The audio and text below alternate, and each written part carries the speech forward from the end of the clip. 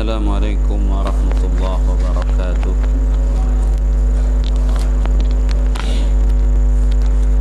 Bismillahirrahmanirrahim. Alhamdulillahi rabbil alamin. Allahumma salli wa sallim wa barik ala sayyidina wa nabiyyina wa maulana Muhammadin wa ala alihi wa sahbihi wa man tabi'ahu ajma'in, amma ba'd. Allahumma anta maqsudi wa radhaka matlubi wahdina wal hadirina mahabbatak wa ma'rifatak. Allahumma hdina wahdi bina wahdil muslimin waj'alna sababan liman ihtada. Allahumma ij'alna minal ladhina yastami'una al-qawla fayattabi'una ahsanah. Rabbi shrah li sadri wa yassir li amri wahlul 'uqdatam min lisani yafqahu qawli. Halaman 84, membaca tasyahud akhir. Lafaz tasyahud yang diriwayatkan dari Sayyidina Abdullah bin Mas'ud radhiyallahu an. At-tahiyyatu lillah wassalawatu wat-thayyibatu. Assalamu alayka ayyuhan nabiy wa rahmatullahi wa barakatuh. Assalamu alayna wa ala ibadillahis salihin. Asyhadu an la ilaha illallah wa asyhadu anna Muhammadan abduhu wa rasuluh. Allahumma liyatakhayyar minad du'ai ahabbahu ilaih. Kemudian hendaklah ia memilih doa yang dikehendakinya. Dalam lafaz yang lain, at-tahiyyatul mubarakatus shalawatut thayyibatu lillah. Ini perbedaan riwayat. Assalamu alayka ayyuhan nabiy wa rahmatullahi wa barakatuh. Assalamu alayna wa ala ibadillahis salihin. Asyhadu an la ilaha illallah wa asyhadu anna Muhammadan Rasulullah. Ini diriwayatkan oleh Imam Muslim dan juga Abu Daud.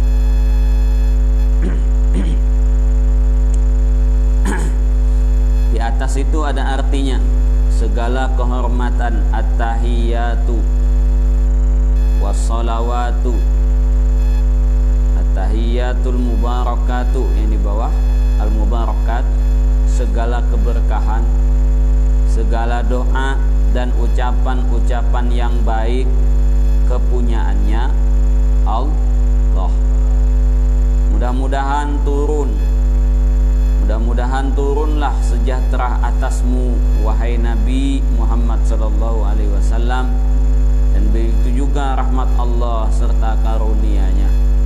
Mudah-mudahan dilimpahkan pula kesejahteraan atas kita sekalian dan atas hamba Allah yang soleh-soleh.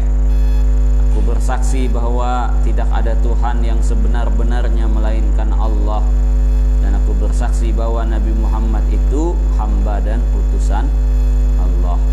Nah, ini kalau bisa arti tasyahud akhir ini dihafal,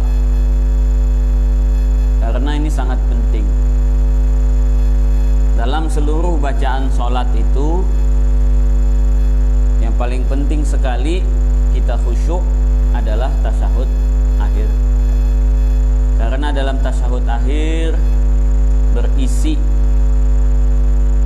macam-macam ajaran yang akan membuat sholat kita diterima oleh Allah Subhanahu wa ta'ala. Ada beberapa perkara penting yang ada di dalam bacaan tasyahud akhir yang mesti kita hayati. Makanya baca tasyahud akhir itu jangan laju-laju, jangan cepet-cepet, dihayati satu-satu. At-tahiyyatul mubarakatus shalawatut thayyibatu lillah. Segala kehormatan, segala keberkahan, segala doa dan segala ucapan-ucapan yang baik itu milik Allah. Kehormatan kita milik Allah. Ucapan-ucapan yang baik yang mampu kita ucapkan milik Allah. Segala macam doa dan pujian milik Allah.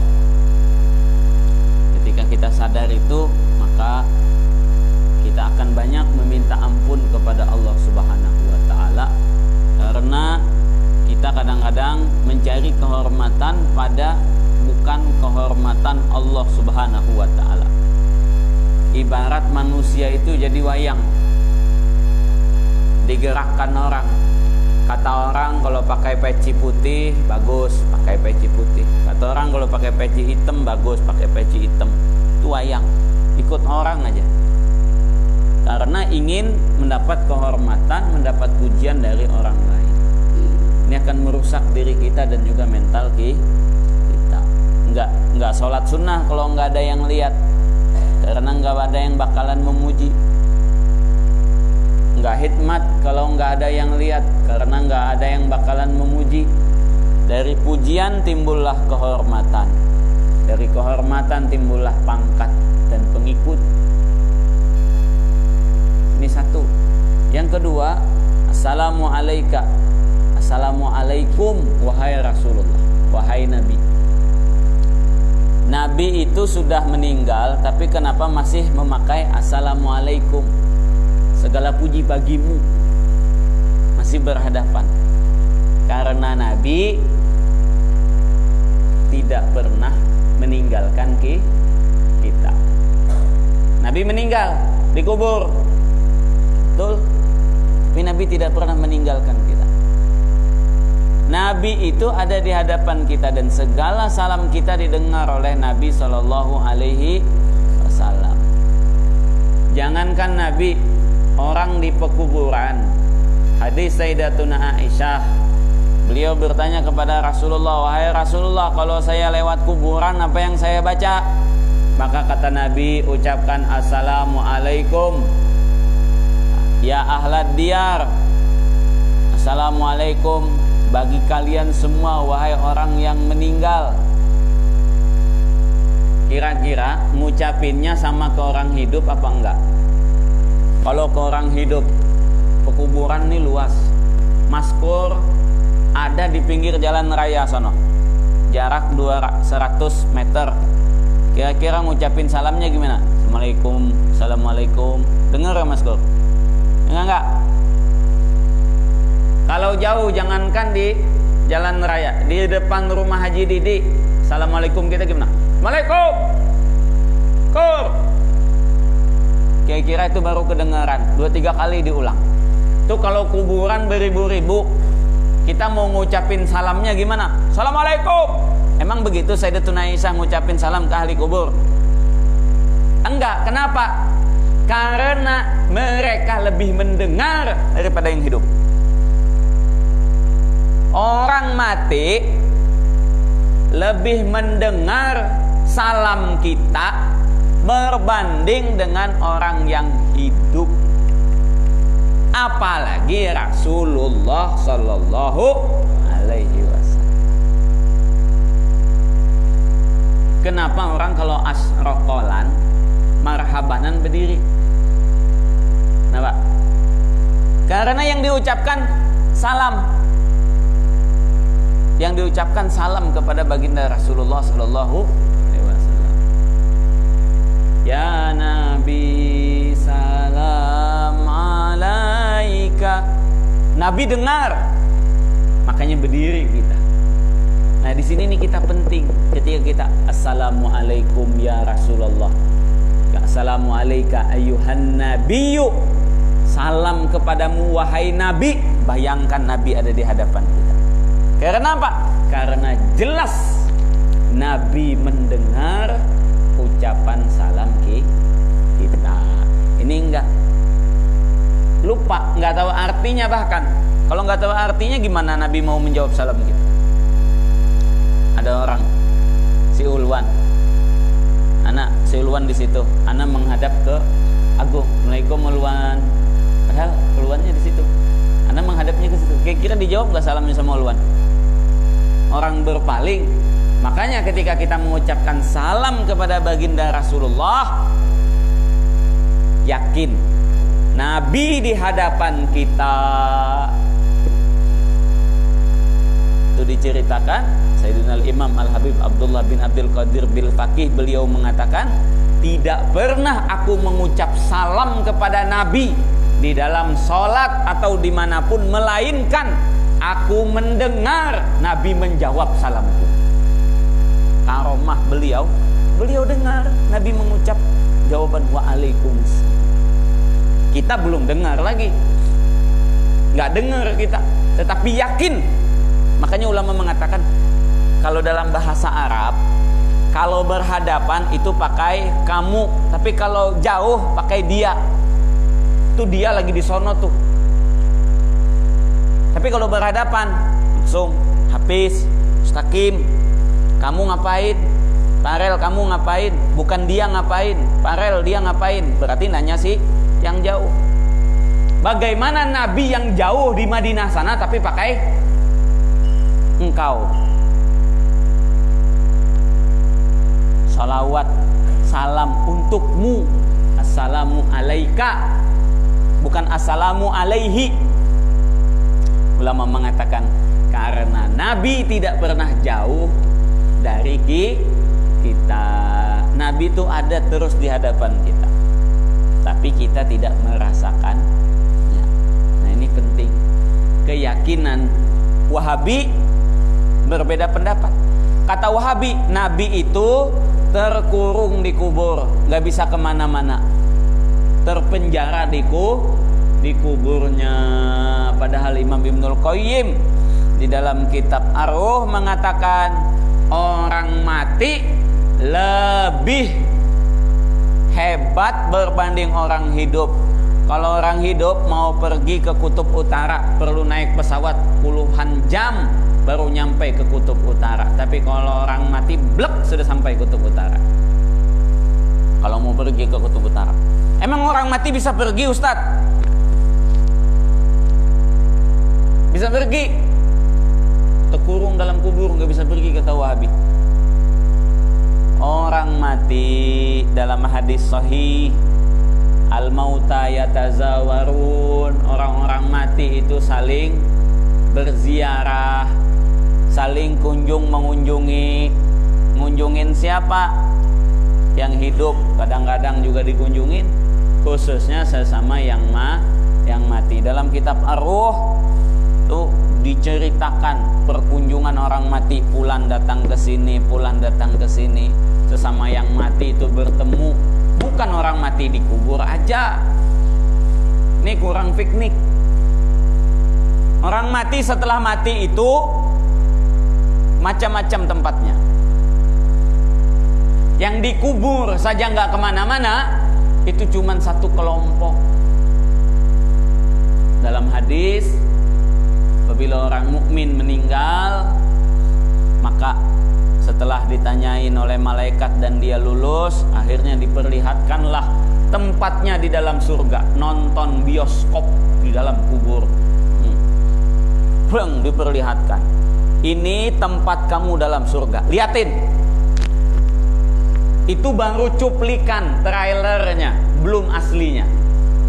Tuh nonton bagian surga. Coba liatin buah anggur di surga. Tuh lihat buah anggur aja bisa 1000 tahun. Buah anggur jenis ini rasanya seperti ini. Dengar cerita aja, film kayak film. Sama juga yang neraka, yang liatin neraka juga sama. Antum kalau nonton film hantu ketakutan nggak? Wah, Agung sampai terkencing-kencing, sampai berak-berak ya. Film hantu sesadis-sadisnya. Gimana kalau lihat tayangan neraka? Kubur. Nggak usah disiksa pakai yang lain, cukup pakai itu juga kan udah tersiksa. Ini satu kelompok yang ada di dalam kubur, yang nggak kemana-mana. Yang kedua, orang yang Allah Ta'ala katakan nam kanaumil arus. Engkau tidur aja ya, sebagaimana tidurnya pengantin. Bangun-bangun udah kiamat. Nah ini yang tidur begini, ini doang yang gak kemana-mana. Kenapa disuruh tidur? Karena udah terlalu banyak huruf di dunia. Pergi ke sana habis 40 hari 4 bulan, habis 4 bulan 40 hari, habis 40 hari 4 bulan lagi. Udah pergi sono habis seluruh dunia. Yang kayak gini udah kecapean jalan. Kata Allah, ente istirahat aja dalam kubur. Nah, yang lain enggak. Syuhada ketika meninggal tidak di dalam kubur. Orang yang mati syahid fi jaufi tayrin akhdar, berada di dalam paruh burung berwarna hijau, yatiru fil jannah, yang berterbangan di dalam surga.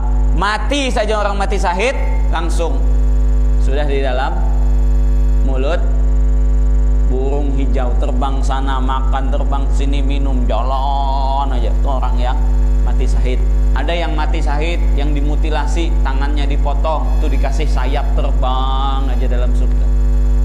Ada yang lain baru meninggal aja udah 70.000 malaikat menunggunya. Lalu kemudian ruhnya diselimuti dengan sutra surga, dibawa ke langit. Enggak ditaruh dalam kubur ruhnya oleh para malaikat, dibawa ke langit. Tuh ruh para nabi. Langit pertama tuh ketika Nabi Isra Mi'raj, Nabi Adam. Langit kedua Nabi Isa, Nabi Yahya.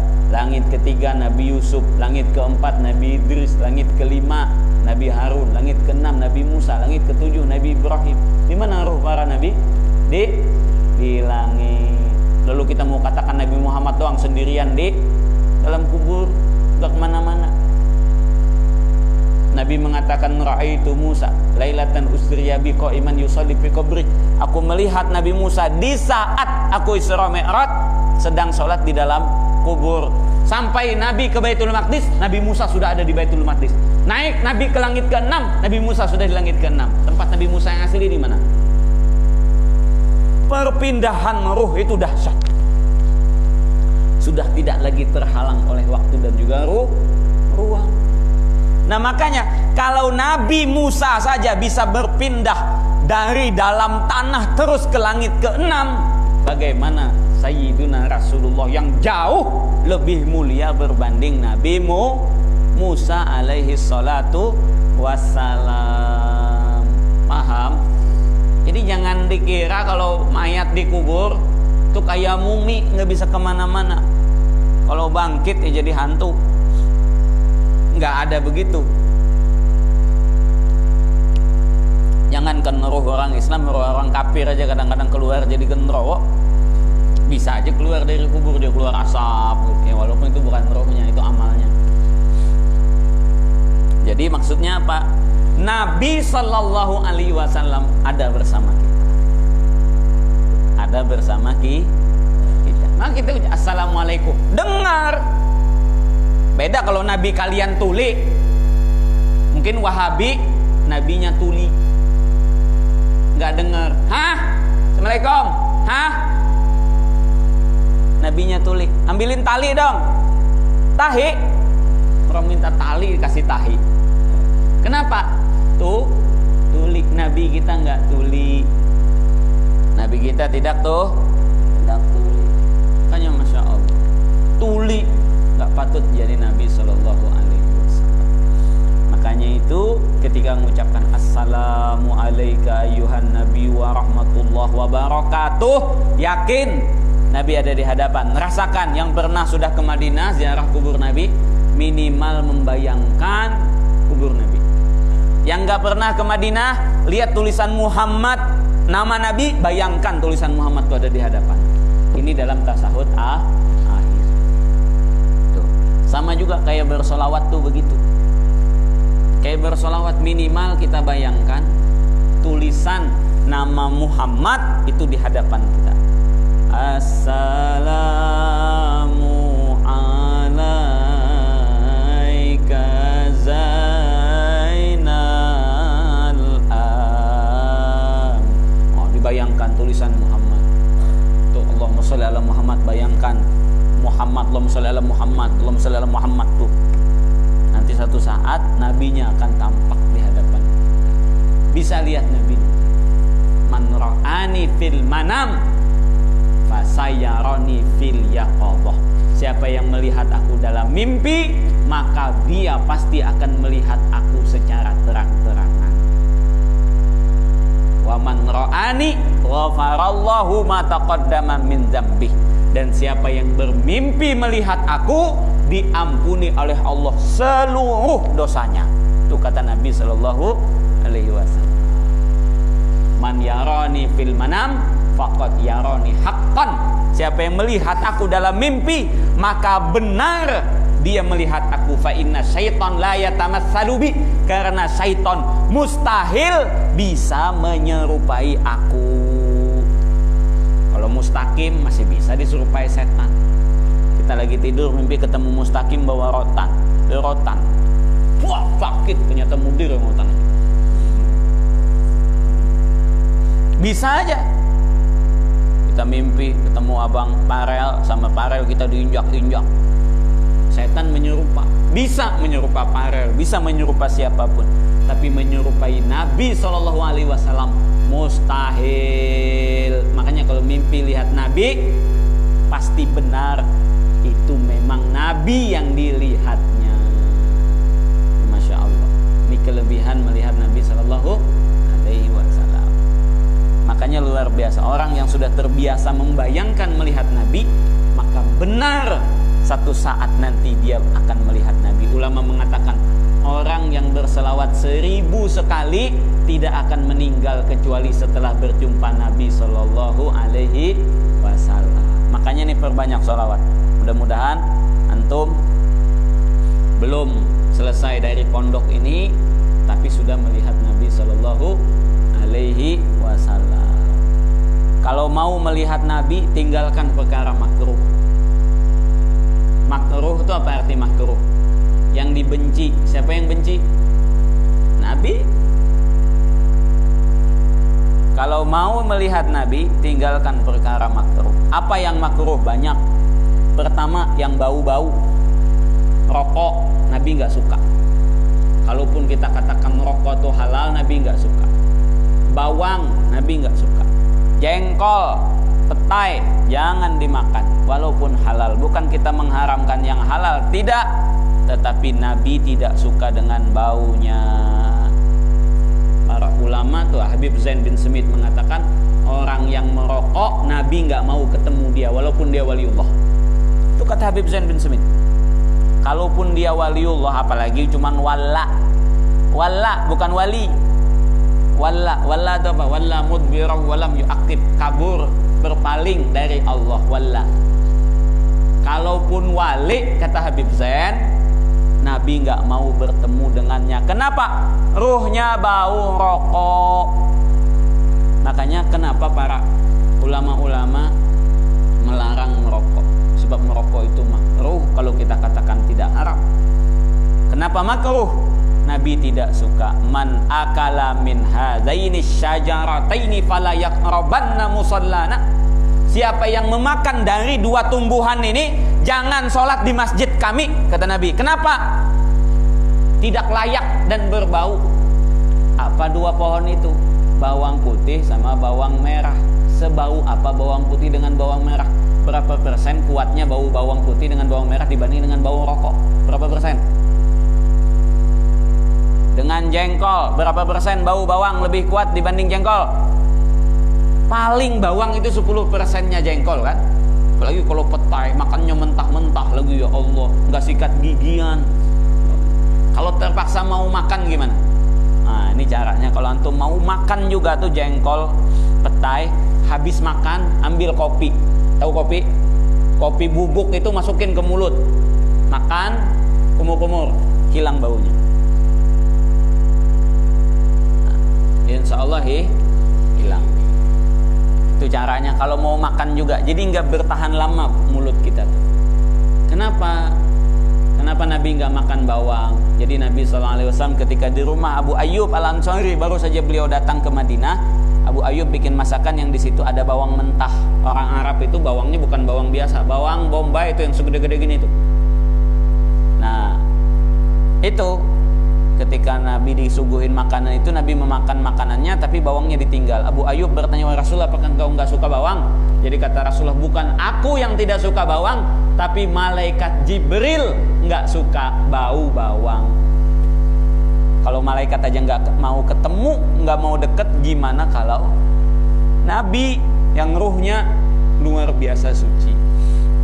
Meninggalkan yang makruh, jaga kebersihan, selalu pakai minyak wangi. Ini mandi 2 hari sekali, sikat gigi seminggu sekali. Gimana Nabi mau ketemu? Dari jauh aja Nabi, ya Allah, kalau presiden aja lihat kita dalam keadaan, bahasa Arab tuh mutabaddilah, keadaan seperti seorang pemulung, kira-kira presiden mau ketemu nggak? Kecuali pencitraan. Kalau pencitraan malah yang cerita ya. Kita masuk istana negara, pakai sendal semahal apapun sendal antum ditolak. Pakai sepatu Pak, protokoler masuk istana negara, jangan ke istana negara, masuk ke kedutaan mesti pakai sepatu, pakai sendal semahal apapun sendal antum ditolak.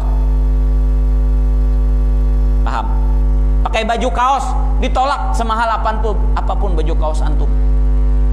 Mana naik ke genting Highland, lihat doang baju kaos merek Lacoste, ucap buaya Lacoste. Satu lembarnya 400 ringgit, 1.200.000 satu lembar. Nike, Adidas, Reebok tuh yang asli nggak ada harga 25 ribuan. Minimal harganya itu 400.000. 250 tuh udah diskon luar biasa, diskon. Adidas. Sendal jepit merek Adidas berapa? Sendal jepit Swallow tuh kalau punya kita, tapi mereknya Adidas, 150.000 satu. Nah jepitnya doang itu. Semahal itu sendal kita. Masuk ke tempat-tempat resmi, tolak. Pak, pakai sepatu. Itu protokoler. Gimana kalau kita mau ketemu Nabi? Protokolernya seperti apa? Ini luar biasa. Mudah-mudahan Allah Ta'ala rezekikan kita tidak meninggal kecuali berjumpa dengan Nabi Sallallahu Alaihi Wasallam. Itu dikatakan di antara ulama yang paling banyak berkumpul dan berjumpa Nabi itu Imam Suyuti. Imam Jalaluddin As-Suyuti itu pengarang kitab Jalalain. Itu di antara ulama yang paling banyak berjumpa, bermimpi, bertemu Nabi Sallallahu Alaihi Wasallam. Kemudian setelah membaca tasyahud, summa liyatakhayyar minad du'ai ahabbahu, lalu kemudian hendaklah ia memilih doa yang dikehendakinya. Ini kita baca setelah innaka hamidum majid, baca doa panjang-panjang. Dan ini sebenarnya yang paling enak antum kalau mau sholat lama. Siapa yang sanggup sholat sampai 1 jam? Ada nggak yang sholat sanggup sampai 1 jam? Nggak usah 1 jam dah, 20 menit aja. Sanggup? Sanggup nggak? Nggak ada. Jarang ada yang sanggup sampai 20 menit. Kita sholat itu 5 menit aja rasanya kayak lama banget. Tuh, kalau sholat 1 juz, baca 1/4 juz, bacaan tartil minimal antara 15 sampai ke 25 menit. Mau andi nguapnya ditutup, itu makruh andi, masya Allah. Udah 2 kali Andi nih nguap. Wudu dulu Andi. Andi bukan. Ini siapa nih? Ridho. Peluan. Teler nih. Wudu dulu, wudu. Atau berdiri aja, berdiri. Apalagi yang teler. Berdiri dulu, berdiri. Andi, berdiri. Siapa lagi yang ngantuk? Oke, berdiri dulu sebentar supaya setannya kabur. Cerita apa tadi? Hah? Tadi cerita apa? Tentang?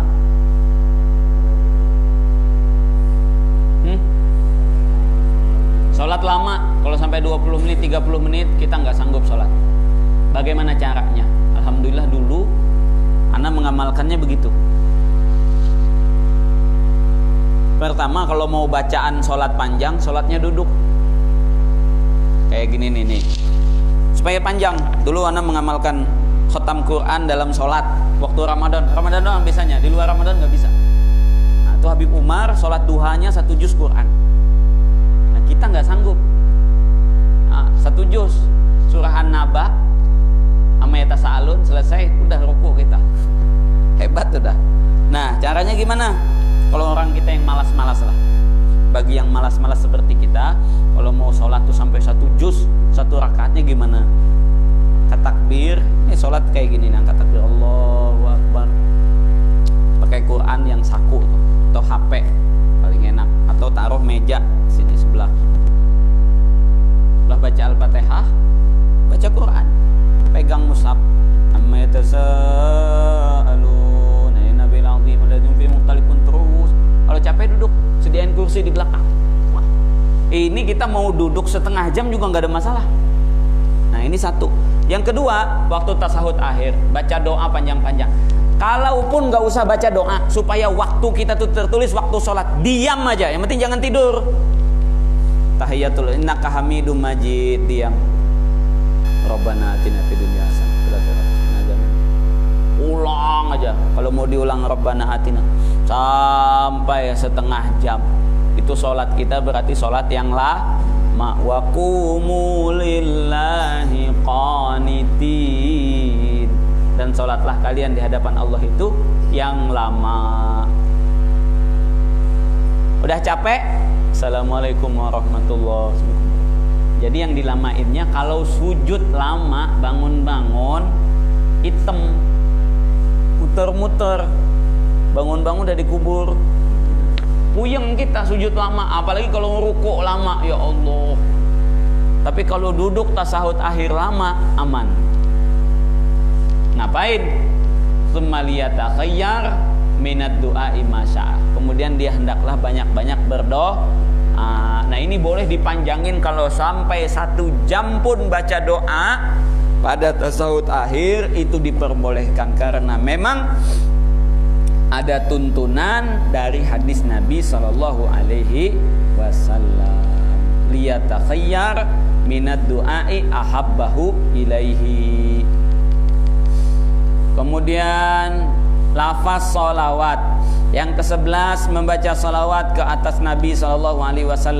Waktu membacanya ialah ketika duduk akhir, sesudah membaca tasyahud akhir. Sudah asyhadu an la ilaha illallah, asyhadu anna muhammadar rasulullah, Allahumma shalli ala sayyidina Muhammad wa ala ali sayyidina Muhammad. Nah baru di situ membaca sholawat ini hukumnya wajib, ataupun sholawat ke atas keluarga beliau menurut Imam Syafi'i tidak wajib, melainkan hanya sunnah. Dalam hadis Sayyidina Abdullah bin Mas'ud, atana Rasulullah sallallahu alaihi wasallam faqala lahu Bashir, amarana Allahu an nusalli alaika fa kaifa nusalli alaika. Wahai Rasulullah, Allah telah menyuruh kami supaya membaca salawat atas engkau. Bagaimanakah cara kami bersalawat kepadamu? Qala qulu, katakanlah oleh kalian, Allahumma shalli ala Muhammad wa ala ali Muhammad kama shallaita ala ali Ibrahim. Ya. Ini riwayat Ibnu Mas'ud. Ana ada kumpulkan riwayat salawat tasahud akhir ini dalam buku ana dengan judul Salawat, kehebatan salawat kepada Nabi. Kama shallaita ala ali Ibrahim wa barik ala Muhammad wa ala ali Muhammad kama barakta ala ali Ibrahim innaka Hamidum Majid. Nah, ini dalam satu riwayat lain, kama shallaita ala sayyidina ala Ibrahim wa ala ali Ibrahim. Bukan ali Ibrahim aja, tapi tambahan ada wa ala Ibrahim, ala Ibrahim wa ala ali Ibrahim. Ada tambahan Ibrahimnya.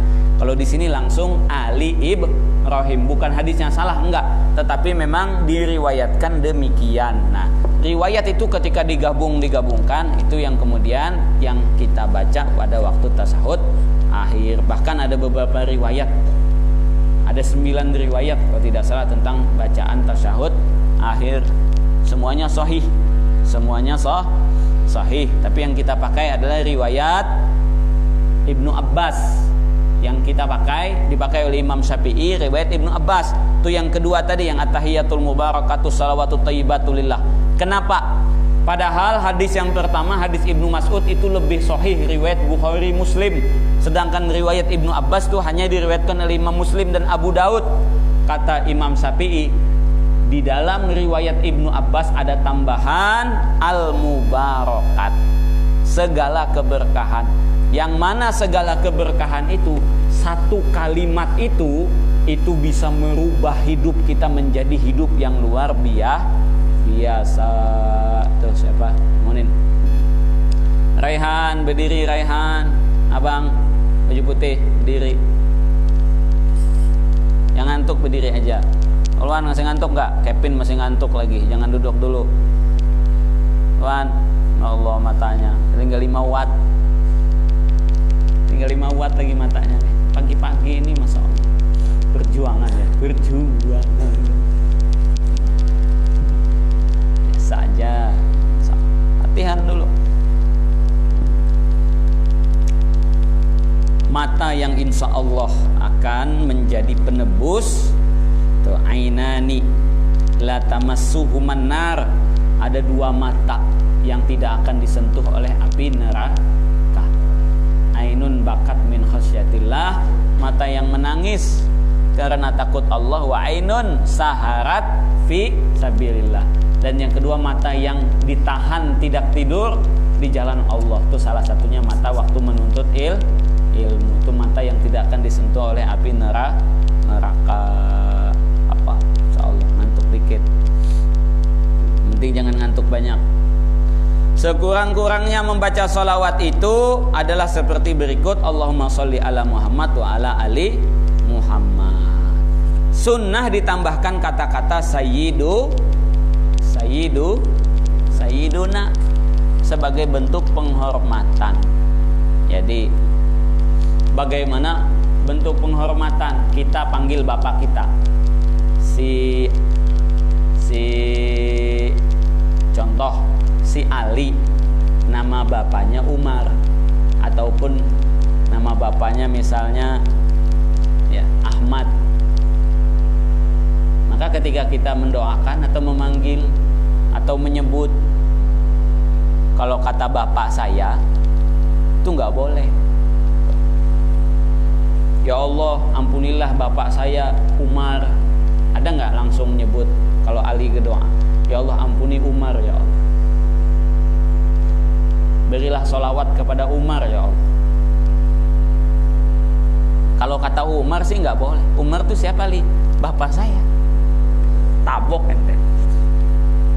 Bagaimana kalau kepada Nabi Sallallahu dalam Al-Quran Allah Ta'ala mengatakan, wala taj'alu du'aakum doa Rasul ka du'ai ba'dikum ba'da. Jangan kalian jadikan memanggil Rasulullah itu sama seperti memanggil sebahagian kalian. Kalau kalian memanggil sebagian kalian nama teman tuh Muhammad dipanggil Muhammad, nama dia Ahmad dipanggil Mat, kadang-kadang si Ahmad. Bagaimana dengan memanggil Rasulullah? Makanya disebut dengan gelar dan kemuliaan. Tapi dulu banyak sahabat yang manggil ya Muhammad, wahai Muhammad. Itu Arabi, orang nggak belajar. Kalau ente nggak belajar ya silahkan. Nah kita bukan Arabi, paham? Oke. Dan ini dibiasakan, manggil sahabat Sayyiduna, manggil ulama tambahin kata-kata imam, kalau perlu Sayyiduna juga. Jadi jangan asal sebut aja. Kata Syafi'i sih boleh, sama menurut Maliki dan juga Hanafi itu boleh. Emang ente siapa yang nyebut-nyebut orang kayak gitu, enak banget. Kalau kata Nawawi itu nggak ada masalah. Emang Nawawi kayak tukang sate yang depan sana, Nawawi aja. Nggak bisa begitu. Kata penghormatan menurut Imam Syafi'i. Maka tidak mustahil orang yang kayak gini ini tidak dihormati oleh manusia dan malaikat. Kenapa? Karena nggak ada hormatnya sama ulama. Giliran Ibnu Taimiyah aja, menurut Imam Ibnu Taimiyah, menurut Syekh Muhammad bin Abdul Wahab, menurut Syekh bin Bas, menurut Syekh Utsaimin pakai Syekh. Tapi kalau udah Imam Syafi'i di dalam tidak mengatakan demikian. Muka lu jauh. Apalagi sahabat Nabi Aisyah itu waktu kecil, Aisyah itu Ummul Mukminin bego, ibu kalian. Emang kalian nyebut ibu gimana? Wa azwajuhu ummahatukum. Al-Quran. Istri Nabi itu ibu kalian, haram dinikahi menurut kata ulama. Karena itu ibu kalian. Kita sebut Aisyah. Kalau Aisyah Maimunah itu ya silahkan, itu DJ. Aisyah Maimunah. Ibu kita namanya Odah. Odah nama ibu. Apa Romlah? Panggilnya apa? Si Romlah. Hah? Itu kalau sebut ibunya begitu, tabok aja mulutnya. Halal. Tuh halal. wala taqul lahuma uff. Jangan kalian katakan kata-kata yang akan menyakiti perasaan mereka. Kira-kira kalau ibu kita sebut namanya tersakiti nggak? Namanya doang, nggak pakai gelar-gelar, nggak pakai kata-kata penghormatan, tersakiti. Ya udah, pukul mulutnya. Daripada ibunya yang mukul, mending kita yang mukul mulutnya. Istri Nabi itu adalah ibu kita. Makanya jangan disebut-sebut dengan Aisyah, Maimunah, Hafsah. Menyebutnya udah enggak betul. Hafsah. Apa arti Hafsah? Masya Allah. Sahabat Nabi juga gitu. Sayyiduna Abu Bakar, Sayyiduna Umar. Tapi Rasulullah manggil ya Abu Bakrin, ya Umar. Itu Rasulullah. Kalau bapak kita manggil kita apa? Emang anak punya bapak? Lalu manggil Ustadz Nurido, bapak anak manggil gitu? Ya manggilnya nama anak lah. Sebab beliau lebih tinggi. Itu sudah patut dan sesuai. Makanya jangan belajar teks saja. Konteksnya perlu dipahami. Konteksnya. Dan ini Masya Allah, sahabat tuh gak ada yang memanggil Nabi dengan namanya. Semuanya dengan ya Rasulullah, ya Rasulullah. Begitu selalu yang diucapkan oleh para sahabat. Nah maka kita juga menambahkan Allahumma sholli ala Sayyidina Muhammad. Bahkan ada beberapa ulama yang menyatakan sunnah menambah Sayyidina itu sampai dalam azan. Walaupun kita tidak ikut pendapat ini, kan repot kalau azan gitu. Asyhadu anna Sayyidana Muhammad Rasulullah. Kata orang bid'ah yang mana lagi ini? Jadi nggak usah pakai Sayyiduna untuk azan. Sebab itu syiar dan orang semua sudah tahu. Tapi kalau ucapan-ucapan biasa, panggilan, tetap pakai Sayyiduna. Wan, udah habis ngantuknya Wan? Duduk Wan, kalau udah habis. Di Han, sing ngantuk kan? Ilham baru mau mulai nih, Ilham nih mengantuk nih. Ilham, Masya Allah. Oke. Adlan, ngantuk Lan? Hampir. Kemudian halaman 86, dalil yang menyatakan wajibnya salawat di dalam sembahyang itu hadis riwayat Imam Ibnu Khuzaimah, Darqutni dan juga Imam Ibnu Hibban.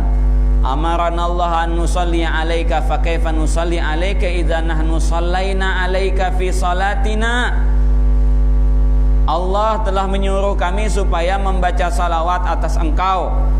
Maka bagaimanakah cara kami membaca salawat atasmu?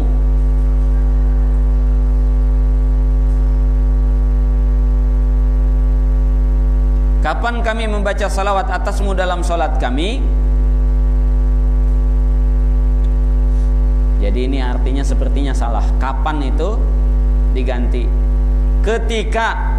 Apabila ketika kami membaca salawat atasmu dalam sholat kami. Tanda tanyanya buang. Rasulullah menjawab. Jadi di situ di dalam sholat kami, itu yang menunjukkan bahwa wajib membaca salawat di saat sholat. Maka Rasulullah mengatakan, katakanlah oleh kalian Allahumma sholli ala Muhammad wa ala ali Muhammad. Jadi kata Wahabi, Ustaz, kenapa Nabi ngajarin Allahumma sholli ala Muhammad, bukan Allahumma sholli ala Sayyidina Muhammad? Ini namanya pinter-pinter kita. Kita. Jadi saking tawaduknya Nabi nggak mau nanti kalau manggil saya, kalau bersalawat kepada sebut ya Baginda Muhammad. Nabi nggak tega nyampaikan gitu, cukup menyebut katakanlah Muhammad. Ya Allah berilah salawat kepada Muhammad. Jadi ketika kita mendoakan Nabi dan itu jadi perintah wajib, itu sudah cukup menjadi bukti bahwa Nabi itu mulia. Kadang-kadang ada yang menganggap buktinya Nabi itu tidak mulia, kurang pahala dan sedikit pangkatnya di sisi Allah, perlu didoakan. Kan orang yang perlu didoakan tuh biasanya yang minta bantuin untuk didoakan tuh biasanya yang hina, yang lemah. Tidak, justru kita diwajibkan mendoakan Nabi, itu bukti bahwa Nabi itu sangat mulia. Jadi kalau ada orang kalau mau masuk ke satu tempat itu, kita mesti menyebut namanya. Atau contoh di depan tuh jalan raya kita tuh namanya apa? HM Kahfi ya? Ya, Tuh Usman. Kiai Usman. Kiai Haji kan? Kenapa nama beliau dijadiin nama jalan? Namanya disebut kenapa? Karena mulia, bukan sembarangan loh bisa dapat jalan lalu kemudian dikasih nama dengan nama kita. Yang bisa dapat jalan dan dikasih nama dengan namanya itu hanya tokoh ataupun pahlawan. Gak sembarangan. Lalu kemudian jalan namanya jalan Parel, jalan Kepin, jalan Ulwan. Gak bisa main taruh aja. Jalan Agung. Jalan itu kecuali nanti antum jadi kiai Agung, balik ke kampungnya di Riau, Bung. Jadi kiai gede, akhirnya orang membuat satu jalan dengan nama Jalan Kiai Haji Agung. Bisa begitu. Kalau itu jadi tokoh, atau maskur jadi presiden misalkan, atau misalnya diculik PKI, masukin ke lubang buaya, bang buaya udah nggak ada, lubang kadal, bang biawak, akhirnya dikenang Jalan Maskur. Nauzubillah. Cuman pengen dapat nama jalan sampai dibantai orang dulu, nggak usah lah.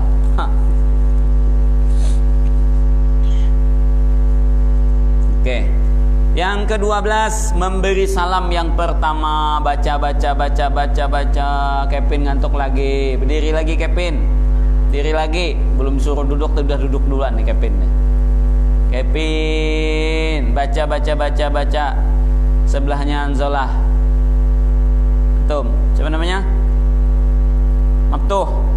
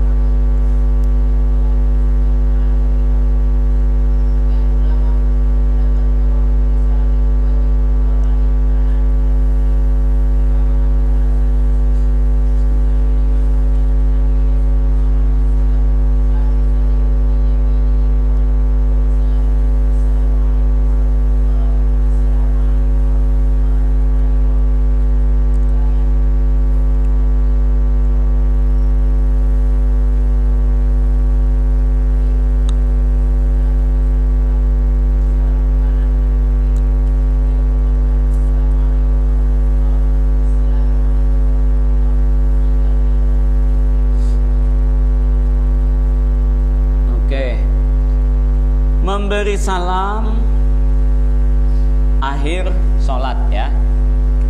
Ini selesai sholat dan menutup sholat dengan salam. Dalilnya adalah tahrimuhat takbir, tahliluhat taslim. Permulaan sholat itu takbir, penghabisannya adalah salam. Tahlil artinya penghalal, tahrim pengharam. Kenapa disebut takbir itu pengharam sholat? Yang awalnya halal bicara, halal makan, halal minum, halal ngobrol, jadi haram di waktu sholat. Tahlil jadi halal lagi dengan salam. Dalam hadis memberi salam itu hanya sekali. Dalilnya apa?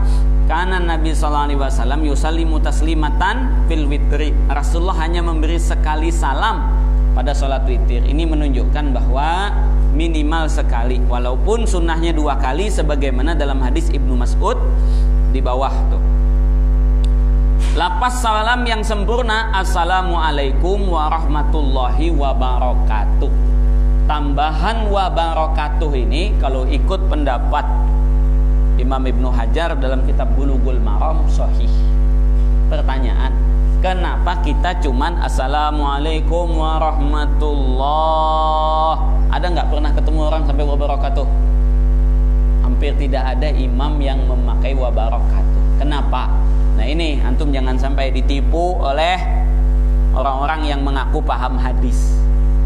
Itu hadis sahih, riwayat Abu Daud, Ibnu Hibban, disahihkan oleh Hafiz Ibnu Hajar di dalam Bulughul Maram, bahwa salam itu sampai wabarakatuh, bukan warahmatullah.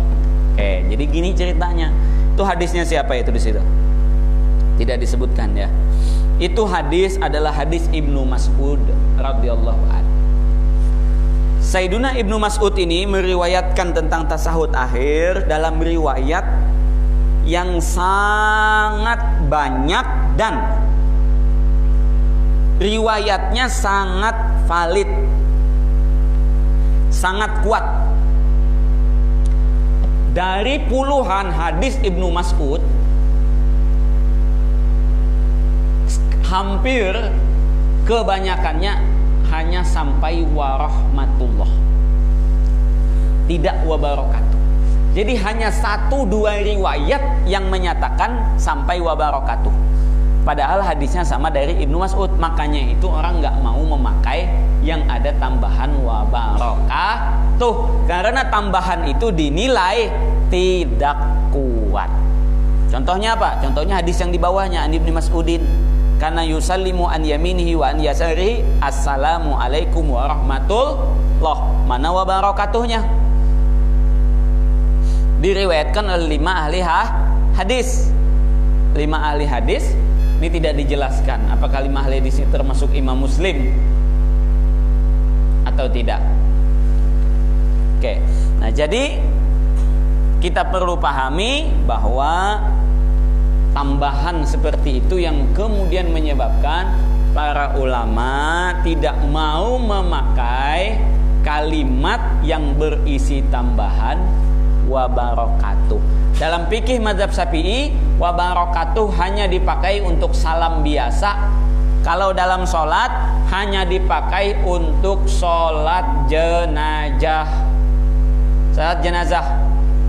Jadi 4 kali takbir, Allahu Akbar, Allahu Akbar, Allahu Akbar, Allahumma la tahrimna ajrahu wa la taftina ba'dahu. Terakhir Allahu Akbar. Terakhir Allahumma la tahrimna ajrahu ya. Tadi Allahumma ighfir lahu warhamhu.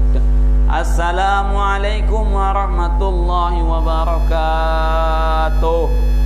Cuman dalam sholat jenazah. Nah, kemudian cara mengucapkan salam yang sesuai gimana? Sesuai dengan yang diajarkan oleh para ulama. Jadi bukan asal-asal aja. Assalamualaikum warahmatullahi, Assalamualaikum warahmatullahi. Enggak. Caranya begini. Ketika tasahud akhir kan mata kita kan memandang ke tempat sujud atau ke jari. Ketika kita mau salam, pandangan kita ke hadapan. Hadap. Assalamualaikum warahmatullah. Balik lagi kepalanya ke tengah. Nih, contohin.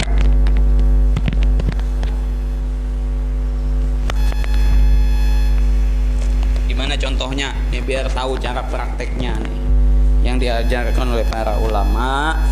Cara salam itu seperti apa? Kita kan gini, pandangan kita kan ngawalnya ke tempat sujud atau ke jari tangan. Ketika terakhir innaka hamidum majid, angkat lagi kepala begini, angkat lurus ke depan menghadap kiblat lo. Assalamualaikum warahmatullah, tuh putar kepalanya. Assalamualaikum ke hadapan warahmatullah, muternya sampai putih pipi kita ini kelihatan oleh orang yang di belakang. Jadi kita memang betul-betul menghadap ke situ. Paham nggak caranya nih? Paham nggak? Ulang, menghadap ke depan. Assalamualaikum warahmatullah. Lalu kembali lagi ke hadapan. Assalamualaikum warahmatullah. Paham nggak? Jadi assalamualaikum menghadap, warahmatullah ke kanan. Kembali lagi ke tengah. Assalamualaikum warahmatullah. Paham jaraknya? Jadi bukan assalamualaikum warahmatullah.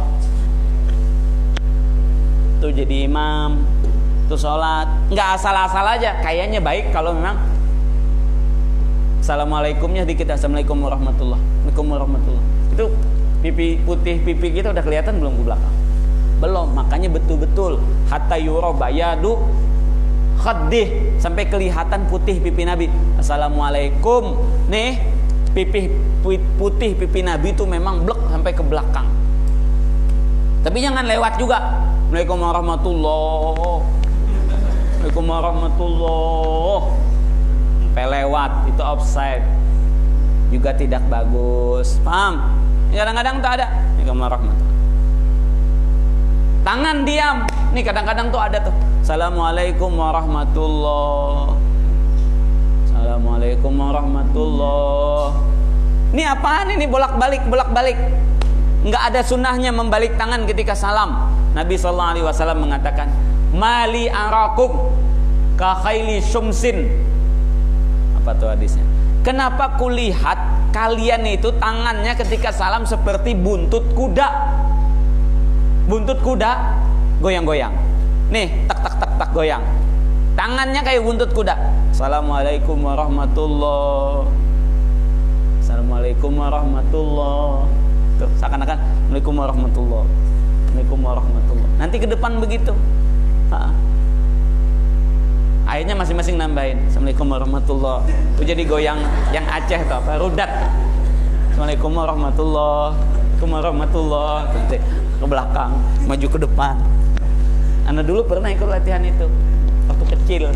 Jenggotan udah nggak mau kita. Nggak bisa. Sholat ada cara. Nggak bisa main-main, nggak bisa dibuat-buat. Kevin, udah ngantuk belum? Udah mengantuk belum bertanyaan? Deh duduk Kevin. Allah, sampai sini paham nggak? Ada pertanyaan dulu? Ada pertanyaan dulu? Hah? Udah pada teler nih kayaknya. Masya Allah, ilham tutup mulutnya. Banyak yang lupa ini amalan sunnah menutup mulut ketika menguap. Itu dikatakan di dalam beberapa kitab, ketika kita menguap kita ingat Rasulullah itu tidak pernah menguap, kita nggak jadi menguap. Itu amalan supaya tidak jadi menguap. Ketika mau ingat Rasulullah tidak menguap, memang nggak jadi menguap. Coba aja, Ana udah sering mengamalkan itu dan memang nggak jadi menguap. Kenapa? Karena Rasulullah, di antara kemuliaan Rasulullah yang membedakan diri manusia biasa dengan seorang Rasul, lam yatasa'ab qattu. Nabi itu tidak pernah menguap seumur hidupnya. Kenapa? Li'anna tasa'uba minasyaitan, karena menguap itu berasal dari setan. Nabi nggak pernah menguap, sebagaimana lam yahtalim qattu, Nabi nggak pernah mimpi junub seumur hidup. Wala yamassuhu dzubabu qattu, dan Nabi tidak pernah dihinggapi lalat seumur hidup. Kenapa? Karena lalat itu hanya hinggap kepada yang bau. Nabi itu harum. Lalat tuh nggak bisa menghinggapi Nabi Shallallahu Alaihi Wasallam. Itu kemuliaan Nabi. Wala yamshi illa ma'ahu ghamamah. Tidak pernah Nabi berjalan melainkan di atas kepala Nabi itu, bukan di atas kepala atau di atas sini, di langit sono ghamamah, ada awan yang melindunginya. Kemana aja Nabi jalan tuh ada awan tuh bulat jadi payung Nabi. Jadi nggak pernah Nabi kepanasan. Nah ini Masya Allah, ini kemuliaan baginda Rasulullah Sallallahu Alaihi Wasallam. Oke, itu baru tentang tasyahud. Jadi sunnahnya tadi sudah paham, 2 kali salam. Salam pertama ke kanan, salam kedua ke kiri. Tapi yang wajib cuman 1 kali. Dan diniatkan, baik kita sholat menjadi imam atau menjadi makmum, ketika kita mengucapkan salam ke kanan, niat dalam hati salam kepada seluruh orang yang ada di sebelah kanan, baik manusia, malaikat ataupun jin. Assalamualaikum warahmatullah. Niat dalam hati salam kepada seluruh orang yang ada di sebelah kanan. Ke kiri, assalamualaikum warahmatullah. Niat salam kepada seluruh yang ada di kiri. Tuh. Yang wajib cuman sekali, dan wajib itu ucapan assalamualaikum, nggak perlu sampai warahmatullah. Dan tidak perlu menghadap. Kalau yang wajib kita cukup assalamualaikum, langsung kabur ke WC, udah nggak kuat nahan, boleh sah salatnya. Yang penting assalamualaikum, jangan sampai ketika assalamu tut kekentut. Nah, itu batal seluruh salatnya. Jadi assalamualaikum. Dan perlu diperhatikan, banyak tipuan setan di saat kita mengucapkan salam. Kita tidak membacanya secara fasih. Assalamualaikum warahmatullah. Assalamualaikum warahmatullah. Tidak sah. Mesti as. Tadi ada nggak asnya? Alif lam. Assalamualaikum warahmatullah. Assalamualaikum. Tapi jangan juga jadi imam gitu. Assalamualaikum warahmatullah. Enggak. Yang penting itu dibaca assalamualaikum warahmatullah. Assalamualaikum. Jadi nggak boleh assalamualaikum warahmatullah. Nggak boleh salam. Nggak ada asnya.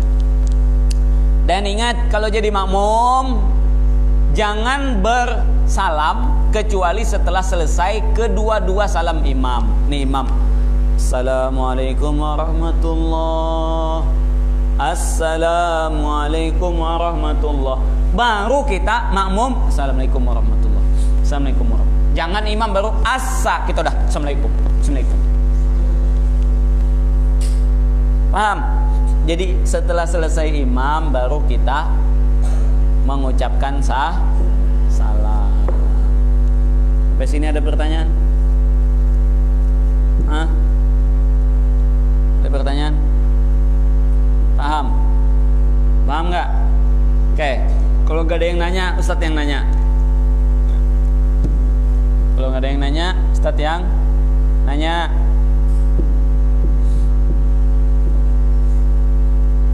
Aziz. Oke, Aziz. Apa hukum meletakkan dahi ketika sujud? Hukumnya wajib.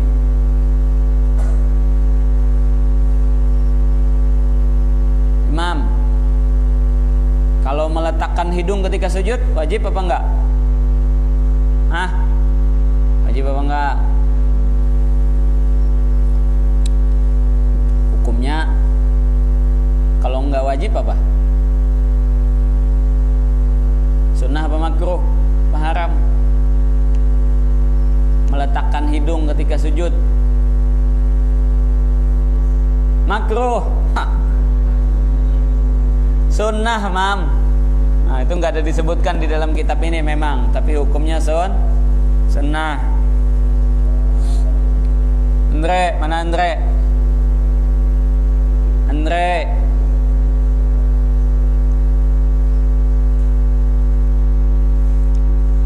Ketika seseorang sujud, kakinya diangkat sebelah, gimana hukum sujudnya? Sah apa tidak? Tidak sah, ikut pendapat yang pertama. Ikut pendapat yang kedua sah. Oke. Jadi ikut pendapat yang kuat. Nah, menurut mayoritas mazhab Syafi'i, itu pendapat Imam Nawawi, mesti 7 anggota. 7 anggota mustaqim. 7 anggota apa aja mustaqim? 7 anggota di waktu sujud. Kaki, dahi. Oh, dahi 1. Terus 2 telapak tangan, jadi 3. dengkul. Lutut. 2 lutut, 2 dengkul. Jadi 5. Oke, 2 lagi. 2 lagi. Ilham.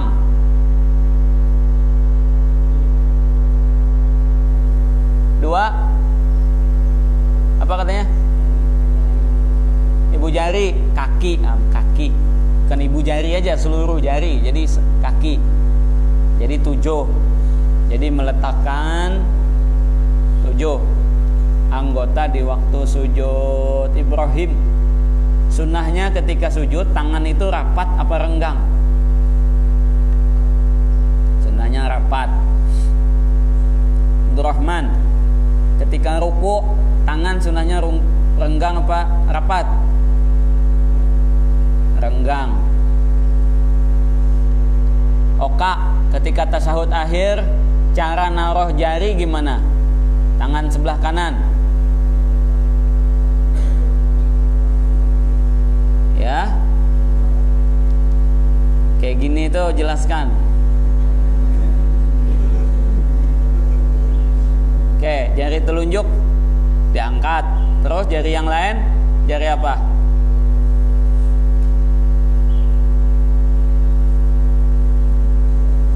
Nggak tahu namanya. Jarinya 3 doang masalahnya dia. Jadi nggak tahu namanya dia. Ini jari telunjuk diginiin. Terus jari yang lain jari mana lagi? Apa begini? Duduk tasyahud akhirnya begini. Anak pang. Anak pang jadi tasyahud akhirnya gini. Gimana Kak?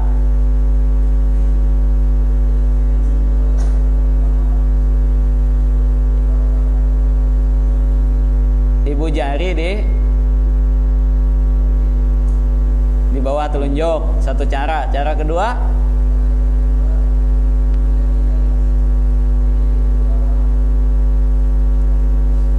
jari tengah, bukan di bawah, nyambung ke jari tengah. Tuh gini ya. Bung. Oke. Dilipat, yang sisanya dilipat, jangan diangkat begini. Dilipat. Oke. Kemudian si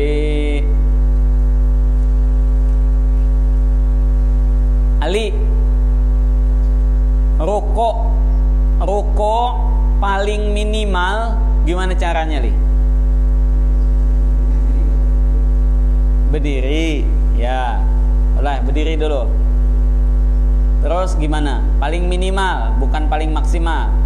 Tangan ditaruh di mana? Ruko. Berdiri coba. Oke, berdiri. Oke, kemudian ruko. Minimal gimana? Tangannya ditaruh di mana? Nah, bukan begitu, tapi udah bagus itu. Pertanyaannya dipindah ke nih yang tengah, si Ijaz ya. Ijaz yang mana? Ijaz, ruku paling minimal gimana, Jaz? Telapak tangan ditaruh di mana? Itu gimana? Itu maksimal. Minimal itu ujung telapak tangan di lutut. Jadi masih berdirinya masih tinggi. Betulin, coba betulin. Betulin Raihan. Gimana Raihan? Tahu nggak? Coba Raihan, gimana ruku paling sedikit yang udah dianggap sah? Wah, nggak kuat berdiri nih Raihan. Allah. Minimal, ruku minimal, bukan ruku maksimal. Masih maksimal itu. Ujung tangan, nah kayak gitu. Tuh namanya ruku minimal. Oke, dudukan. Sakit pinggang nih Raihan, insyaallah.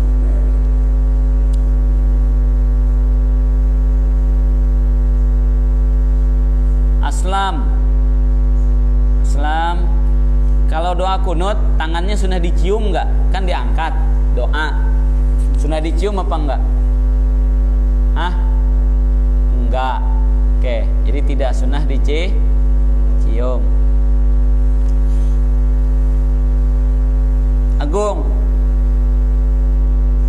Gung, kalau duduk tasahud akhir, duduk tasahud akhir itu yang kayak gimana, Gung? Coba. Yang duduk tasahud akhir yang sunnah gimana? Coba. Kakinya gimana? Nah, oke. Kepalanya dimiringin apa enggak? Enggak. Jangan goyang-goyang gorengin dia.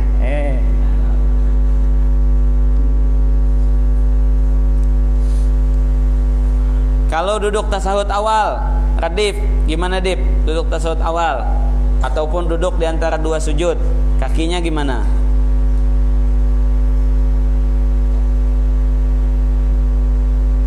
Oke.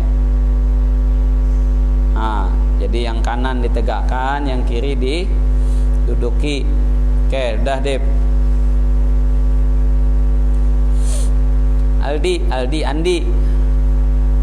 Andi,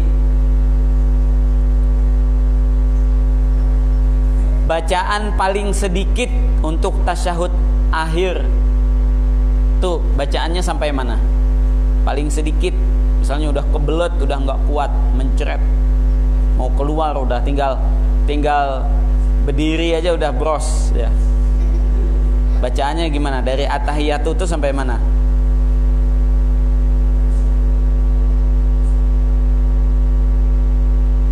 Terus sampai situ doang. Sudah boleh salam. Pokoknya bacaan yang sudah boleh salam sampai mana? Nggak tahu. Oke. Farel, sampai mana Farel? Sampai Allahumma sholli ala sayyidina Muhammad. Kalau misalnya Andi udah nggak kuat, udah pengen brojol, udah 9 bulan 10 hari, tinggal brojolnya, udah nggak kuat, atahiyatul mubarakatuh salawatu thayyibatu lillah, assalamualaikum ya nabi wa rahmatullahi wabarakatuh, assalamualaikum warahmatullahi wabarakatuh, asyhadu an la ilaha illallah wa asyhadu anna muhammadar rasulullah, Allahumma sholli ala Muhammad, assalamualaikum warahmatullahi wabarakatuh, assalamualaikum, baru langsung kabur, sebab sudah nggak kuat. Boleh saja. Oke. Ulwan.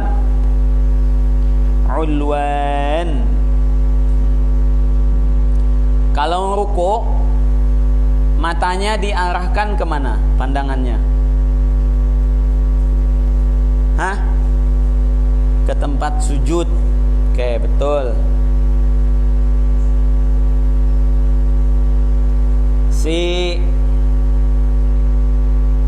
Pandi, kalau ruku kepalanya di mana?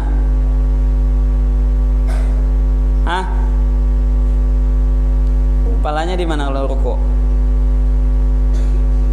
Ya di leher lah. Di mana lagi kepalanya? Di leher. Nah, jadi kalau ruku pandangannya ke tempat sujud. Jadi kepalanya jangan diangkat kayak kura-kura begitu. Diturunkan ke bawah. Oke. Antum ada pertanyaan? Ini belum habis majelisnya, masih panjang lagi, baru 1 jam 1/4 ini. Kalau siang kan biasanya 2 jam. Ini anak korting lah nanti 2 menit. Apa mau nanya apa Adlan? Oke, kita lanjut. Nanti insya Allah kita tambahin 1 kitab lagi, supaya jangan pikir semuanya. Nanti ada kitab baru. Nanti Anda cari dulu kitab apa yang bagus untuk kita baca. 13. Masih rukun salat, menertibkan rukun. Artinya meletakkan tiap-tiap rukun pada tempatnya masing-masing menurut susunan yang telah disebutkan di atas. Sabda Nabi, "Shallu kama ra'aitumuni usolli." Salatlah kamu sebagaimana kamu lihat saya salat. Ini hadis-hadis nih yang pendek-pendek kayak gini dihafalin ya. Shallu kama ra'aitumuni usolli. Salatlah kalian sebagaimana kalian melihat aku salat. Itu dihafal. Enak tuh yang pendek-pendek begitu, dan itu sangat terpakai nantinya. Nah, jadi boleh nggak kalau ruku, i'tidal, sujud itu ditukar? Karena pengen duduk dulu, jadi ya udah duduk di antara 2 sujud, baru kemudian sujud 2 kali, lalu kemudian i'tidal dan ruku. Boleh nggak? Tidak boleh. Nggak bisa ditukar-tukar. Bacaan tasahud juga begitu. Agung mulutnya. Jadi ketika tasahud wajib baca sholawat, wajib baca tasahud. Boleh nggak ditukar? Jangan ditukar. Jadi tidak ada yang ditukar. Ya, yang boleh ketukar itu antara wajib dengan sunnah seperti Al-Fatihah. Baca Al-Fatihahnya lupa. Rakaat kedua, ketiga, keempat ataupun rakaat pertama dia sholat Allahu Akbar jadi imam. Bismillahirrahmanirrahim. Wal 'adiyati dhabha fal muriyati qadha fal mughirati subha. Fatihahnya belum. Setelah habis baru kemudian akhir ayatnya apa? Lakanut syahid falam la khabir. Habis baru kemudian Bismillahirrahmanirrahim. Alhamdulillahi rabbil alamin. Fatihah setelah membaca surah boleh. Secara hukum boleh. Secara hukum boleh. Cuman kalau jadi imam orang bingung nanti waladhdallin amin dia ruku. Kapan orang baca Fatihahnya? Nah, kecuali dia baca surah lagi sekali. Jadi kalau misal kita sholat sendiri, mungkin kita lupa. Mungkin saja kita lupa. Maka bagaimana kita baca surah lalu kemudian kita baca Fatihah? Boleh, secara hukum boleh. Sama juga kalau sholat sendiri kemudian lupa. Jadi tadi tartib tuh wajib ikut urutan. Ini dia ruku. Subhana rabbiyal azim wa bihamdihi, subhana rabbiyal azim wa bihamdihi. Allahu akbar. Sujud. Waktu sujud ingat, belum i'tidal. Batal enggak? Batal enggak? Hah? Tidak batal. Lalu apa yang mesti dilakukan? Kembali lagi berdiri.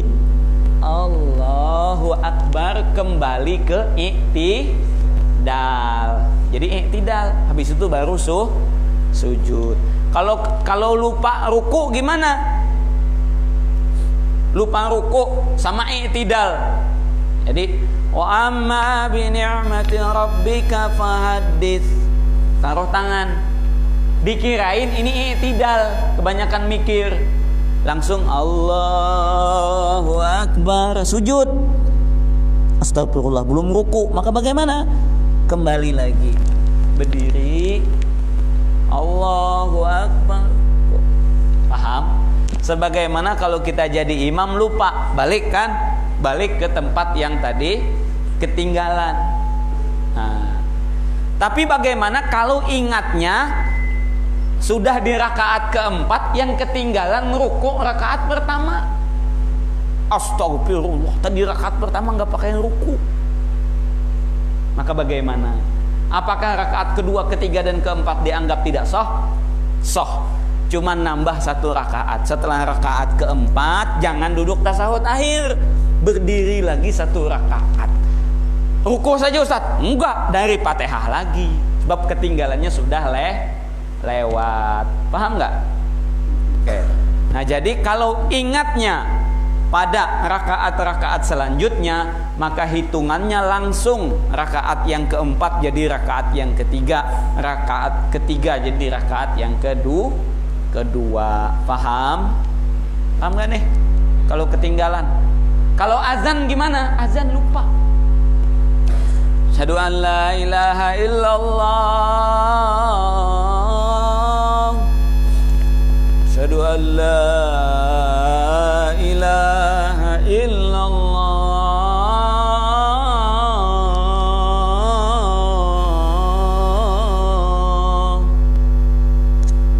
Hayya 'alas shalah. Langsung ke hayya 'alas shalah. Saudara Muhammad Rasulullah belum. Hayya 'alas shalah, hayya 'alal falah. Allahu akbar, Allahu akbar. akbar, baru ingat asyhadu anna Muhammadar Rasulullah belum, maka diulang dari asyhadu anna Muhammadur Rasulullah, hayya 'alas shalah, hayya 'alal falah, Allahu akbar, la ilaha illallah. Enggak bisa ditambahin asyhadu anna Muhammadur Rasulullah aja. Sama juga wudu. Si Farel wudu habis basuh muka langsung cuci kaki. Tangan belum, kepala belum. Maka bagaimana? Maka tinggal dilanjutkan basuh tangan, sebab tadi basuh muka sudah. Tangan, sapu kepala, kaki dibasuh lagi enggak Ustadz? Kan udah dibasuh, tidak sah kakinya. Paham? Kakinya tidak sah, maka wajib dibasuh kembali. Jadi apa yang dikerjakan setelah yang ketinggalan, maka semuanya tidak sah, wajib diulang. Paham gak nih? Ini namanya tartib. Tartib itu ikut urutan. Kalau ketinggalannya dari awal, berarti semuanya diulang. Ketinggalannya niat. Ya Allah, tadi sholat saya nggak pakai niat, langsung Fatihah atau nggak takbiratul ihram, berarti batal semua. Paham? Dan nanti bagaimana kalau ingatnya setelah selesai sholat? Assalamualaikum warahmatullah. Assalamualaikum warahmatullah. Ustadz Mukhlis datang. Gung, tadi ente nggak pakai ruku rakaat ketiga.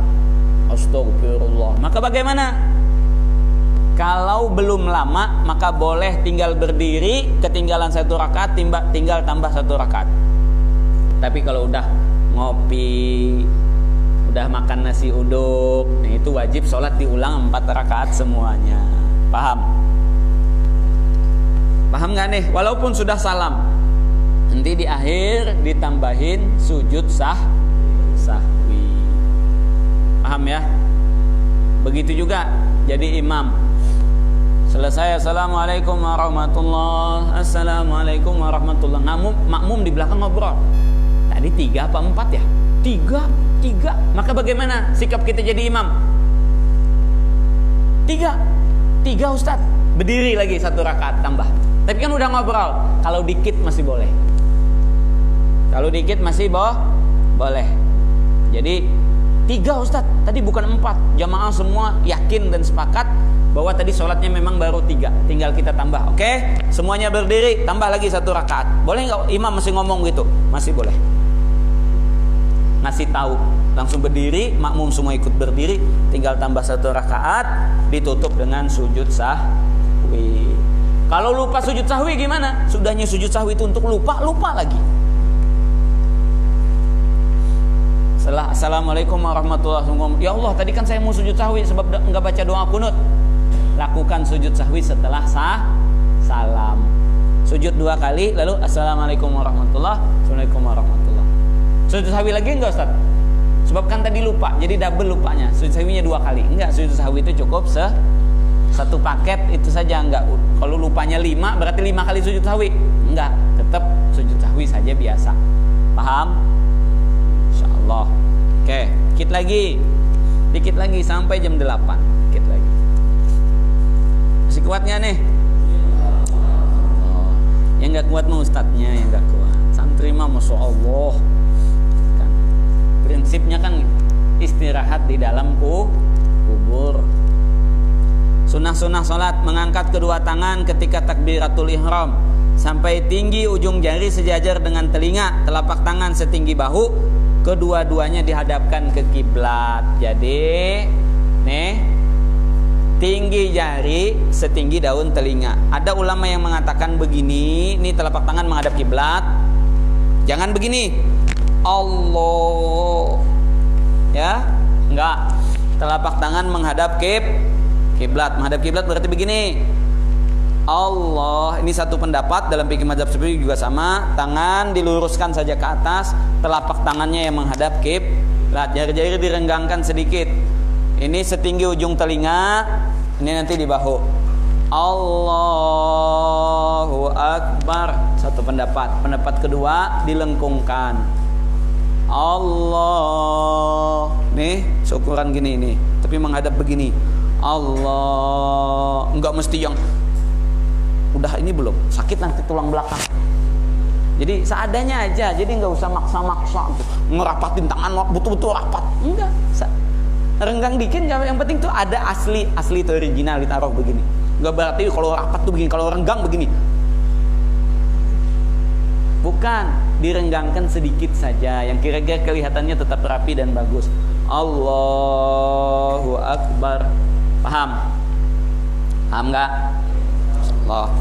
Yang kedua, mengangkat kedua tangan ketika akan rukuk, ketika berdiri dari rukuk, i'tidal, dan tatkala berdiri dari tasyahud awal dengan cara yang telah diterangkan pada takbiratul ihram. Nah, ini dalilnya hadis Sayyiduna Ibnu Umar bahwa Rasulullah 4 kali mengangkat tangan, itu ketika takbiratul ihram, ketika akan rukuk, ketika bangkit dari rukuk, dan ketika berdiri dari tasyahud awal. Wala yaf'alu hina yarfa'u ra'sahu minas sujud. Beliau tidak mengangkat kedua tangan ketika bangkit dari sujud. Jadi ketika dari sujud rakaat ke pertama, ke kedua, ketiga, ke keempat itu tidak diangkat. Wala yarfa'uhuma baina sajdatain, dan tidak diangkat ketika duduk di antara dua sujud. Sama ketika i'tidal, yang mengangkat tangan ketika i'tidal itu Syiah. Bagaimana mengangkat tangan ketika i'tidal? Sami Allahu liman hamidah, itu kita mengangkat tangan sunnah. Ketika mau sujud tidak mengangkat tangan lagi, langsung Allah. Nah, yang mengangkat tangan Allah itu katanya Syiah. Dalam fikih Syiah disunahkan mengangkat tangan ke bawah, dan itu tidak disunahkan dalam Ahlussunnah wal Jamaah. Jadi jangan diamalkan, takutnya salah. Jangan salah dalam mengamalkan. Ada orang yang mengamalkan itu ya karena nggak belajar. Makanya masya Allah. Idza qama sallallahu alaihi wasallam min rakaatain rafa'a yadayhi. Apabila beliau berdiri dari rakaat yang kedua, beliau mengangkat kedua tangan. Jadi intinya mengangkat tangan itu adalah ketika setelah tasyahud awal. Itu berdirinya angkat tangan. Tapi kalau tidak tasyahud, maka tidak sunnah mengangkat tangan. Yang ketiga, meletakkan telapak tangan di atas punggung tangan kiri, dan kedua-duanya diletakkan di bawah dada. Menurut sebagian ulama diletakkan di bawah pusat. Jadi di bawah dada. Nih Muhammadiyah nih, paham sama sealiran dengan kita. Di bawah dada. Dada itu di sini, nah di bawah dada. Allahu Akbar. Ada yang mengatakan lebih dekat ke pusat, ada yang mengatakan lebih dekat ke dada. Bukan di dadanya, bukan di pusatnya. Madzhab Syafi'i di mana? Di tengah-tengah antara dada dengan pusat. Di mana? Di ulu hati. Allahu Akbar. Jangan terlalu ke bawah, jangan terlalu ke atas, di tengah-tengah. Itu madzhab Syafi'i. Paham? Khairul umuri awsatuha. Sebaik-baik perkara adalah yang di tengah-tengah. Ibarat makan tuh enggak terlalu kekenyangan, enggak juga lapar. Itu namanya tengah-tengah. Kemudian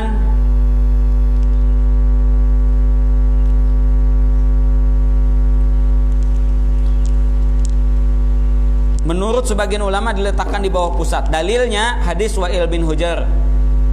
Fawadha'a yadahul yumna ala yadihil yusra ala sadri.